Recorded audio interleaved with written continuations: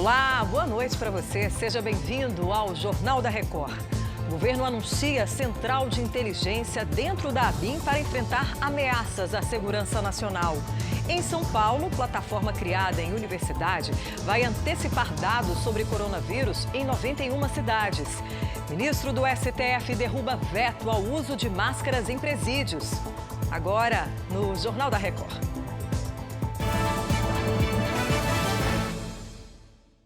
Oferecimento App Bradesco, reinventando para ficar do seu jeito.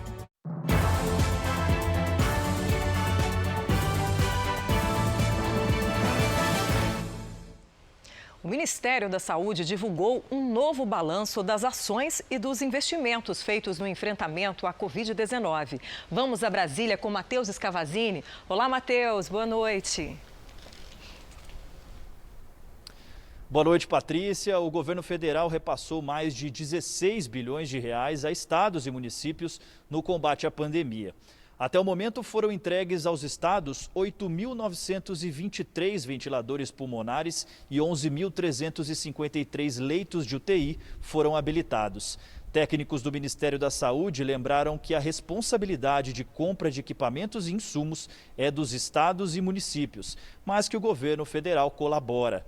Mais de 216 milhões de equipamentos de proteção individual foram distribuídos e mais de 5 milhões de testes do tipo PCR.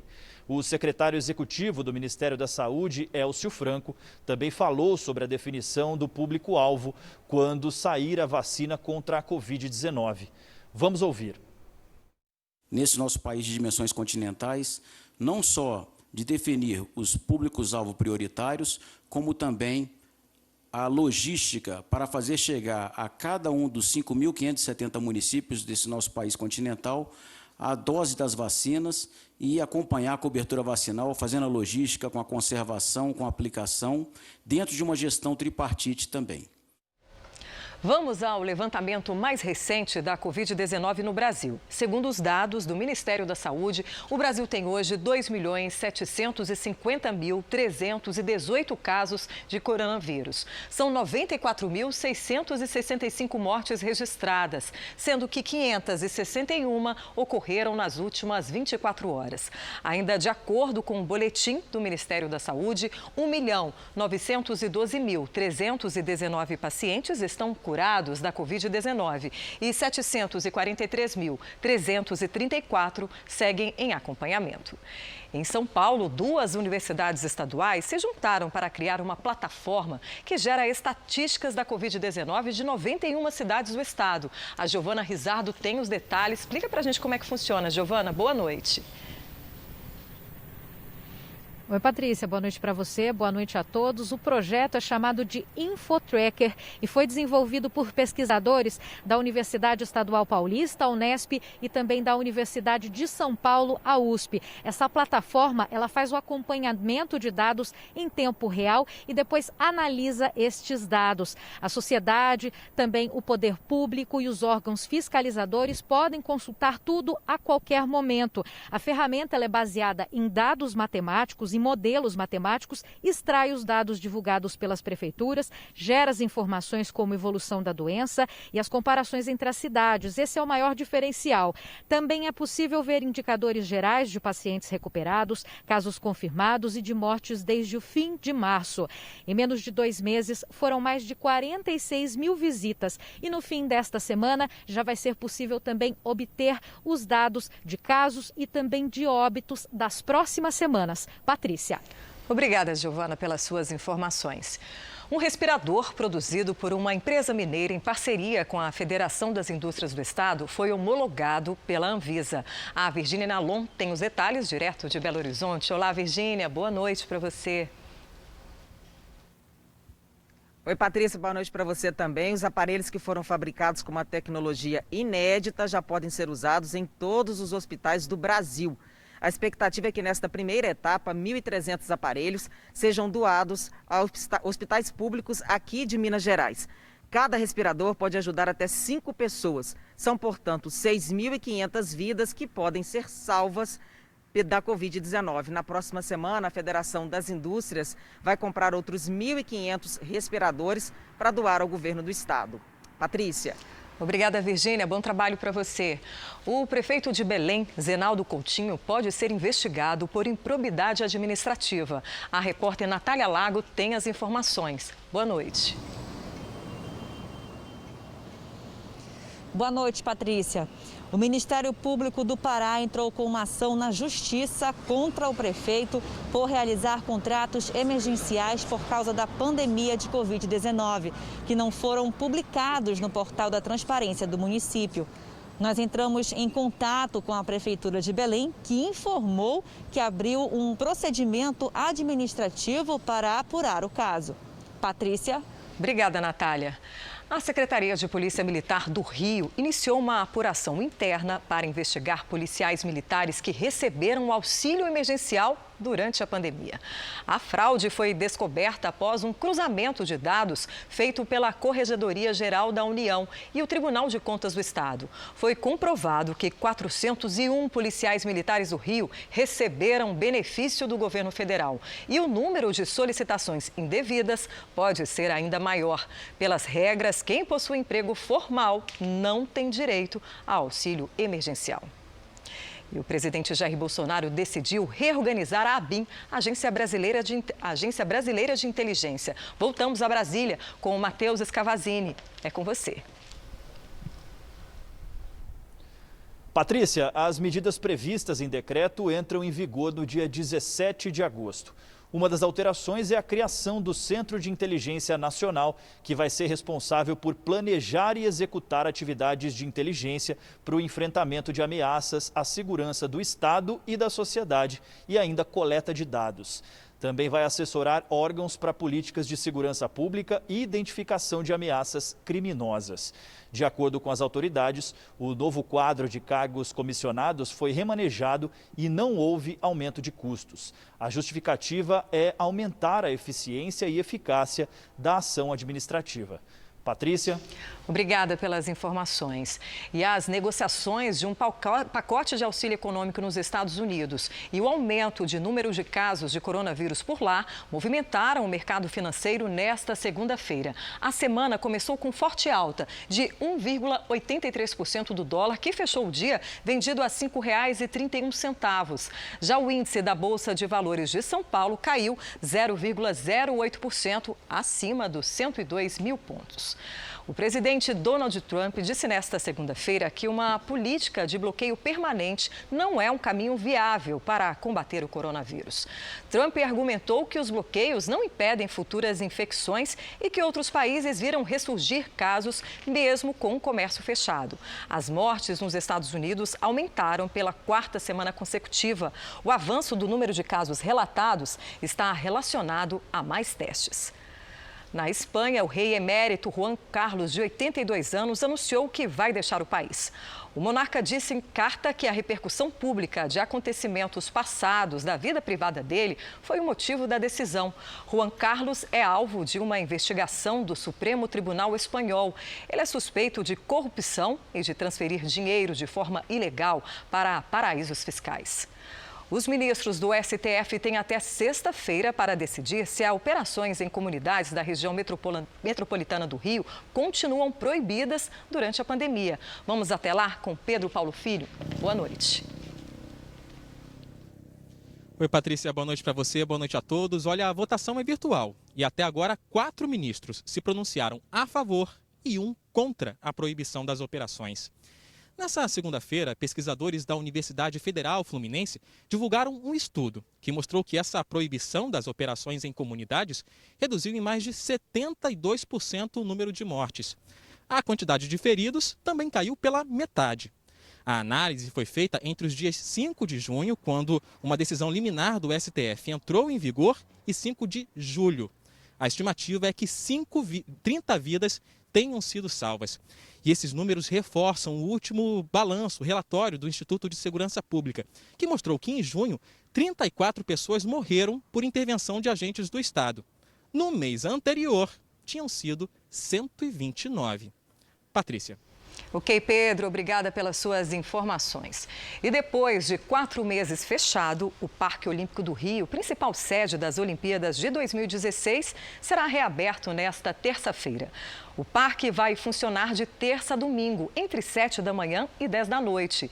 Os frequentadores vão precisar seguir todas as regras para evitar o contágio por coronavírus, como o uso de máscara e álcool em gel e respeitar o distanciamento. Além do estímulo à prática esportiva, a Prefeitura do Rio espera que a reabertura promova o turismo no local. E uma reunião da Prefeitura de Porto Alegre tenta definir o calendário de volta às atividades da cidade. O Vitor Costa tem os detalhes. Olá, Vitor, boa noite. Quais setores voltaram primeiro? Boa noite, Patrícia. Boa noite a todos. O retorno inicialmente seria com a construção civil e a indústria, setores com menor impacto direto na circulação de pessoas. Depois, outros setores poderiam reabrir de forma escalonada a cada semana. A Prefeitura planeja, a cada 15 dias de liberações de setores da economia, fazer uma semana com todas as atividades fechadas. O executivo da cidade diz também que a reabertura está relacionada à taxa de ocupação de leitos. Nesta segunda-feira, 89% dos leitos de UTI estavam ocupados. No estado, 71.479 pessoas foram contaminadas pela Covid-19 e 2.016 morreram em decorrência da doença. Patrícia? Direto de Porto Alegre, Vitor, obrigada pelas suas informações. O deputado federal Júlio César, dos Republicanos, foi o convidado desta segunda do JR Entrevista. Ligado ao esporte, ele falou sobre o enfrentamento da pandemia no setor. É uma das áreas, como da cultura, que há poucos investimentos nesse momento de pandemia. A gente deixou de ter grandes eventos esportivos no nosso país e, consequentemente, os atletas foram bastante prejudicados. Então, nós encontramos, juntamente com o deputado Felipe Carreiras e alguns deputados, nós elaboramos esse projeto que veio dar condição para que esses atletas pudessem receber o auxílio emergencial, como foi feito para todo o Brasil, mas especialmente para os atletas nesse momento em que eles estão com dificuldade de poder participar de grandes eventos. Então, nós aprovamos na Câmara dos Deputados, agora foi para o Senado Federal, o Senado Federal tem que votar e, posteriormente, para a sanção do presidente. O governo Bolsonaro editou uma medida provisória que dá direito ao mandante, o clube de futebol que está recebendo outro como visitante, de negociar diretamente a cota para a televisão. Isso mexeu em muitos contratos atuais no futebol brasileiro. Como que o senhor vê essa MP? Essa MP foi sensacional do ponto de vista que vai dar facilidade para que os clubes possam negociar diretamente os seus jogos com a emissora, o local que eles querem realmente transmitir. Eu que já trabalhei na área de comunicação, a gente percebe que muitas das vezes ficava amarrado. A população não conseguia ver todos os jogos, ficava limitado a uma determinada emissora e muitas vezes o clube deixava de lucrar valores assim que vinham ajudar o setor, no caso o próprio clube.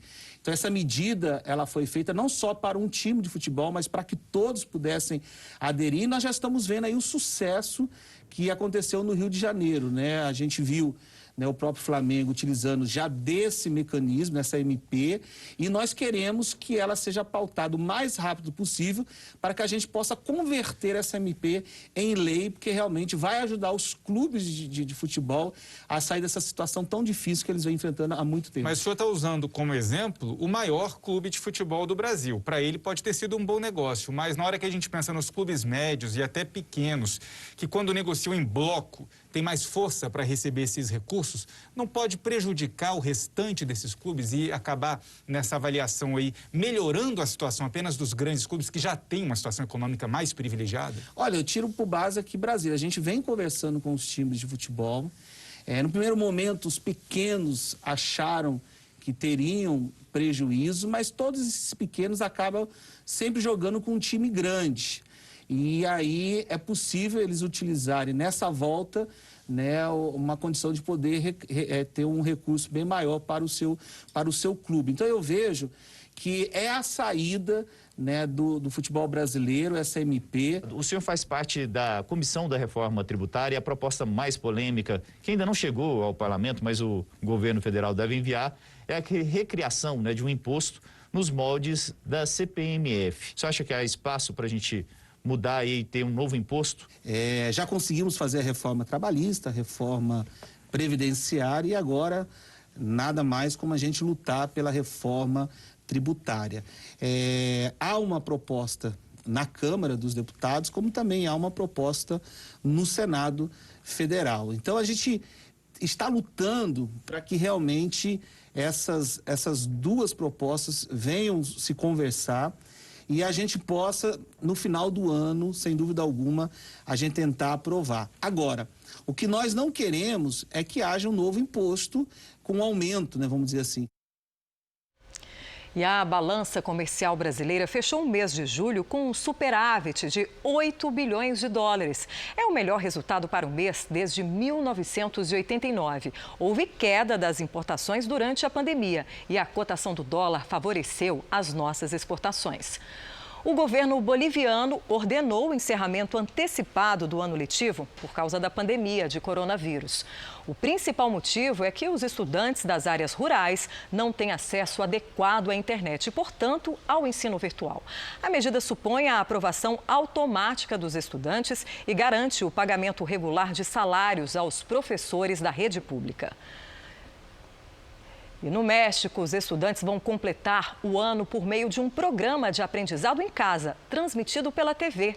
A transmissão vai ser feita por grandes redes como a Azteca. Tem até uma queda das infecções por coronavírus permita que as escolas sejam reabertas. A decisão reflete as taxas de infecção e mortes que não cedem no país. E o ministro Gilmar Mendes, do STF, derrubou os vetos do presidente Jair Bolsonaro a trechos da lei que regulamenta o uso de máscaras de proteção para combater a pandemia. Vamos de volta a Brasília com Matheus Scavazani. É com você. Patrícia, na decisão, Gilmar Mendes tornou obrigatório o uso de máscaras de proteção nos sistemas prisionais. A ação no STF, impetrada por partidos de oposição, pedia que esses vetos fossem derrubados para que, então, a obrigatoriedade do uso em locais públicos fosse declarada. Na análise, Gilmar Mendes considerou que a lista vetada por Bolsonaro era redundante e que o veto não tornava o uso facultativo. A decisão é provisória e deve ser levada à análise do plenário do Supremo Tribunal Federal. Patrícia. Matheus Scavazini, obrigada pelas suas informações. A Itália abriu oficialmente a nova ponte de Gênova nesta segunda-feira. A reabertura foi feita 2 anos após o acidente que matou 43 pessoas.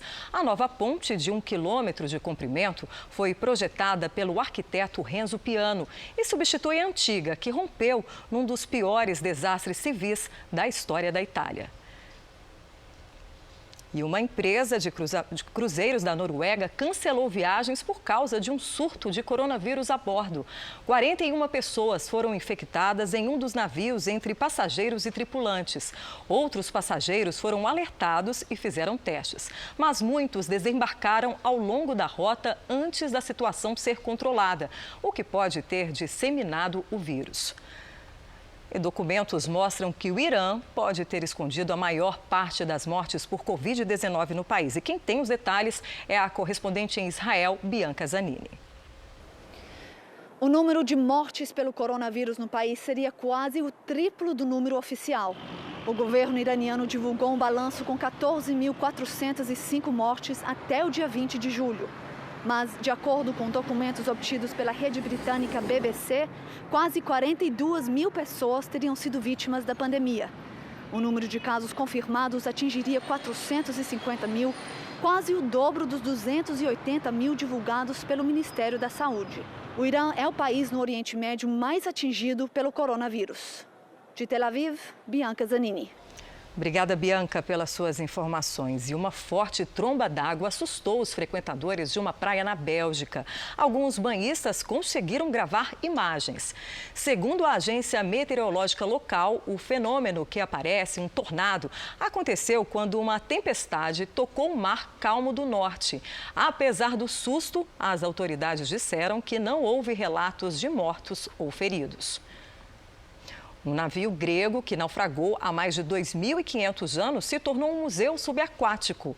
A embarcação foi encontrada no início dos anos 90 e agora será a primeira a receber visitantes na Grécia. Quem for até lá terá que mergulhar 30 metros para encontrar os destroços do navio. O local virou um belo abrigo de peixes e esponjas. E o veterano de 100 anos, que ficou conhecido em todo o mundo por arrecadar fundos para o Serviço de Saúde do Reino Unido, foi promovido. O capitão Tom Moore, que lutou na Segunda Guerra, recebeu uma promoção militar honorária de coronel. Moore foi nomeado Cavaleiro da Rainha do mês passado, porque levantou o equivalente a 218 milhões de reais. Ele participou de um desafio e deu 100 voltas no quintal de casa. Que energia, hein? E essa edição do Jornal da Record termina aqui. Outras informações no Fala Brasil, às 8h45 da manhã. Fique agora com as imagens que marcaram esta segunda-feira. Uma boa semana para você e uma boa noite.